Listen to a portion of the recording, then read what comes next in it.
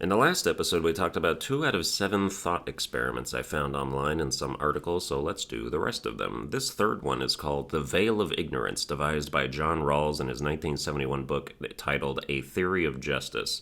It goes like this. Suppose that you and a group of people had to decide on the principles that would establish a new society. However, none of you know anything about who you will be in that society. Elements such as your race, income level, sex, gender, religion, and personal preferences are all unknown to you. After you decide on those principles, you will then be turned out into the society you established. The question is, how would that society turn out, and what does that mean for our society now?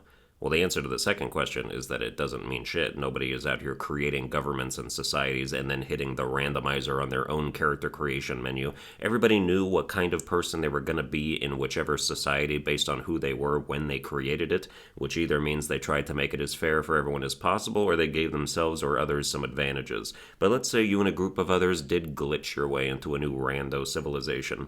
You would have obviously put in some safeguards to ensure that your immutable characteristics weren't a detriment and that your mutable ones could be changed to perform better. Naturally, you would not want there to be systemic discrimination based on race or sex, so instead of waking up one day like, shit, I'm a Mexican, you'd be like, oh neat, I'm a Mexican.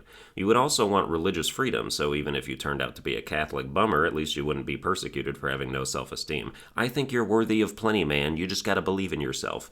The experiment lists income level like that's a thing that would be fixed, but I'm definitely out here trying to start a society where people can increase that shit. I don't want to be assigned the role of lawnmower in some divergent communist paradise where everyone who signed up to be a yoga instructor or dog whisperer has their dreams shattered. I'll take the freedom to choose my career and some upward mobility. Then again, it's possible I'd wake up as someone who loves to mow lawns, at which point I'd probably be like, oh neat, I'm a Mexican. That thought experiment kind of bores me because it just turns into an argument of the type of societal system you think is best. I don't want to do a basic capitalism versus socialism versus whatever else argument, especially since those systems were devised by people who decidedly did not randomize themselves, so they don't relate to the premise. The next one is The Experience Machine by Robert Nozick, as it appears in his book Anarchy, State, and Utopia. Sounds like a riveting read. It goes like this. Imagine that super neuroscientists have created a machine that can simulate pleasurable experiences for the rest of your life. The simulation is ultra-realistic and indistinguishable from reality. There are no adverse side effects, and specific pleasurable experiences can even be programmed into the simulation. Regarding pleasure experienced, the machine offers more than is possible in several lifetimes. The question, do we have any reason to not go in? My question would be, can I just pop in and out of there whenever? If it's a life sentence, then there's plenty of reasons not to go in, namely everyone who cares about you in the original reality losing you forever to an immersive sim. You would be able to see and spend time with replacement versions of them, but they wouldn't get to see you, and I feel like in the back of your head you wouldn't treat the new versions the same, and it would be kind of hollow. Just because it's indistinguishable from reality doesn't mean you don't know it's not real. You still made the decision to go in. Also, if you had pets in the old world, they would starve. If you had kids, they'd be placed in foster care, and your lack of presence would be felt the same as if you had just spontaneously committed suicide. But if you're chronically alone in the world, if you have nothing and no one, then by all means dive in. I don't see how you'd live long. Like, your OG body would need sustenance, and also, where is your body while you're doing this? The scientists just keep you locked up in a room forever and willingly pay for all the power you're consuming? I like my simulations to be drop in, drop out. Let me hop on for a quick celebrity threesome, or run a simulation where I'm super good at parkour and having the time of my life hopping across buildings and shit in a safe environment, and then be done and go back to my real sedentary existence. Living permanently in a simulation like this would mean giving up making a mark on the world, creating a void where my existence used to be, and basically just quitting life altogether. I don't want to quit life. I just want my escapes from it to be amazing and frequent, which is why I'm a gamer. I see hedonism as a purely selfish and shallow lifestyle. Like, yeah, pleasurable experiences are good for you, but what are you good for? Will you ever have enough substance to be good for someone else? If you only hang around the shallow end of a pool, you'll never know what depths you're truly capable of as a person. Recently, I feel like I've outgrown some of my hedonistic tendencies. I used to indulge in sexual relations over the internet with pretty much any girl who was a fan who wanted to. Even in the earlier midst of my current relationship, there were concerns of it still being something I felt like I was missing, but I really just don't feel that way anymore. Like a flipped switch. Sex is such a low priority for me now that it's almost going to become its own problem. My girlfriend's going to walk into the room naked one day and I'll be like, not now, babe, I got a really good run going in Balatro.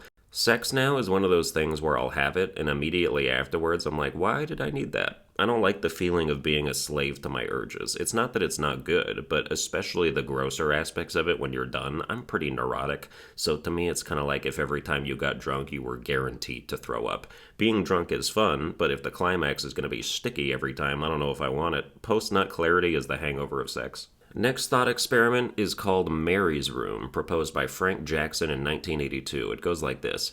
Mary lives in a black and white room, reads black and white books, and uses screens that only display images in black and white to learn everything that has ever been discovered about color vision in physics and biology. One day, her computer screen breaks and displays the color red. For the first time, she sees color. Question, does she learn anything new? Well, she learns what red looks like, so I'm guessing, yeah, man. If you've never seen a color, you can't picture color. I actually know someone who is colorblind, so I can tell you with authority that I never asked him about it. How would you describe a color to someone? Red? Well, it's like an apple. Oh, you've only seen black and white pictures of apples? Well, it's like blood. Oh, you never cut yourself in your black and white room you've stayed in your whole life? I call BS. It sounds boring as fuck in there. No, but red is a dark, rich color, unless it's pale and light. There's hundreds of different shades after all. You know how all your shit is different shades of gray? Well, red is like that, but red. Her computer screen breaks. Visually, she learns what red looks like after years of reading books describing a concept she can't fundamentally understand without experience. They might as well have been a different language. It is worth mentioning, though, that because the experiment states that her red screen is the first time she's seen color, then that means she herself is also black and white, which is kind of improbable. It would make more sense if she was just colorblind, and then doctors invented some kind of color goggles that let her see red after she read all about how red it was, and then she cut herself and started her period to really get the most out of the experience. Like, is she colorblind, or is she an alien with gray skin who's been raised in a colorless room? Maybe the reason it's so widely debated is because the concept needs work. Next thought experiment is literally called Buridan's Ass, named after philosopher Jean Buridan, but presumably not his ass. It goes like this. Imagine a donkey placed precisely between two identical bales of hay. The donkey has no free will and always acts in the most rational manner. However, as both bales of hay are equidistant from the donkey and offer the same nourishment, neither choice is better than the other. Question: how can it choose?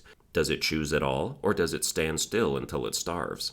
If neither choice is better than the other, that doesn't negate the fact that a choice must be made for survival. The donkey has no free will, but what does that really mean? Is it a slave to a divine or higher purpose? How does it know that it doesn't have free will? If the donkey always acts in a rational manner, there doesn't seem to be anything rational about standing there and starving to death in front of an abundance of sustenance. The only reason you'd do so is if you truly had no free will and did so because it was an edict from whoever is controlling you. If you have no free will, then you exist to serve something. If you don't know what that is, or what is expected of you, then the only rational decision is to live long enough to receive the message, because if you die and your death wasn't your purpose, then you can't rectify the mistake. Then you have the crossroads of which identical bale of hay to eat. Is rationality really going to paralyze your survival instinct? I don't think so, since that itself would be irrational. You'll pick one of them for an arbitrary reason, because the reason is meaningless anyway.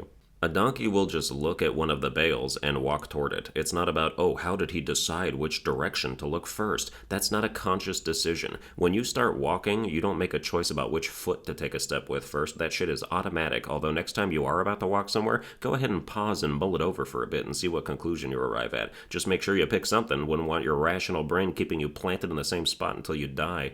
Last and final thought experiment here is called The Life You Can Save, written by Peter Singer in 2009. It goes like this. Imagine that you are walking down the street and notice a child drowning in a lake. You can swim and are close enough to save her if you act immediately. However, doing so ruins your expensive shoes. Do you still have an obligation to save the child? Singer apparently says, yes, you have an obligation to save a dying child and price is no object, and then if you agree with that, it continues like this. Question: if you are obligated to save the life of a child in need, is there a fundamental difference between saving a child in front of you and one on the other side of the world? This is an argument for charity, where the expensive shoes represent the price of a donation you could make to save a child elsewhere, but let's back up for a second. Imagine you are walking down a street and notice a child drowning in a lake.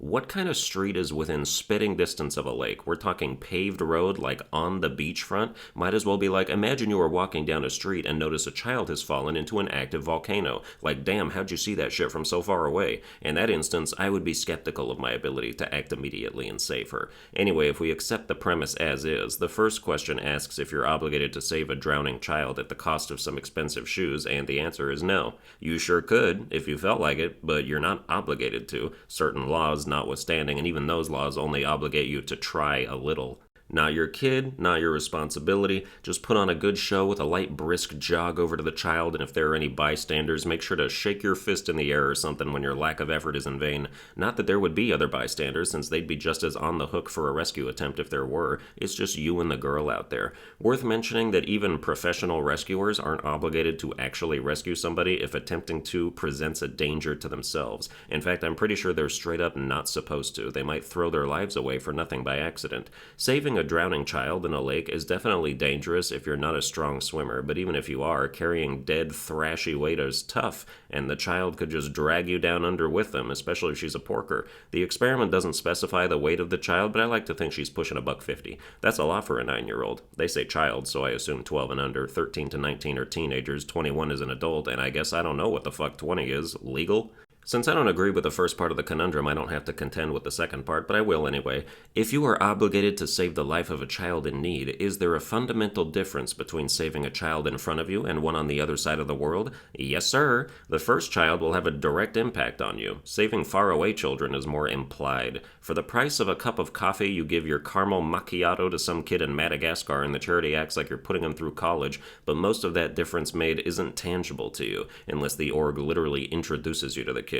They're like, thank you, your donation was the last $3 we needed to fly him out to Chicago to come live with you. Surprise, you get to raise him now. In video game terms, saving someone in front of you gives you direct results. You gain XP, you level up, you get a skill point to spend on an upgrade. When you donate to charities that save kids, you're probably just getting lore and unlocking concept art, and concept art is boring as hell. This is what our characters used to look like before we drew them good. Neat. It's tangible versus implied benefits. No question it makes a difference in that world, over there, but I am not in that world. I am in this one over here, where none of that reaches me. Saving a child in front of you also has local ramifications. The people around you who get wind of it will treat you like a hero. Maybe the girl is the daughter of a restaurateur and you now get free food whenever you go to his pizza place. How's a charity gonna match that? Hey, next time you're in Africa, you can have a free landmine. Some of you know I've donated precisely $1 to charity in my life, and that was a project to help remove trash from bodies of water. A girl might drown in a lake on my watch, but at least she'll be clean. In a battle between a drowning girl and a lake, I guess technically I'm Team Lake. Well, that's going to do it for this episode. I hope you enjoyed it. If you did, you can like, share, and subscribe. Watch all my other videos instead of saving the whales, and I'll see you guys next time.